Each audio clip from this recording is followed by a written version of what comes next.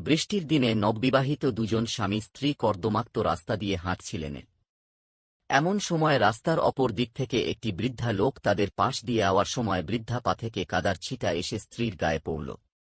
এই দৃশ্য দেখে স্বামী ক্ষিপ্ত হয়ে বৃদ্ধাকে জোরে এক থাপ্পড় দিয়ে কাদাতে ফেলে দিলেন। এমন সময় সেই স্বামীর মাথার উপর বিকট শব্দে আকাশ থেকে ঠাটা পড়ল। এতে সেই স্বামী বেচারা মারা গেল। তখন সেই স্ত্রী কেঁদে কেঁদে বৃদ্ধাকে বলতে লাগল, আপনার বদদোয়ার কারণে আমার স্বামী মারা গেল। আপনি আমার স্বামীকে বদদোয়া দিলেন কেন? বৃদ্ধা বললেন, মাগো, আমি তোমার স্বামীকে বদদোয়া দেইনি।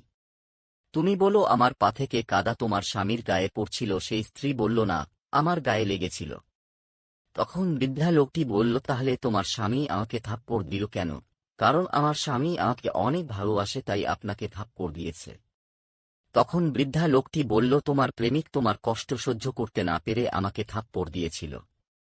ঠিক একইভাবে আমার প্রেমিক মহান আল্লাহ তাআলা আমার কষ্ট সহ্য করতে না পেরে তোমার স্বামীর অপর ঠাড়া ফেলেছে।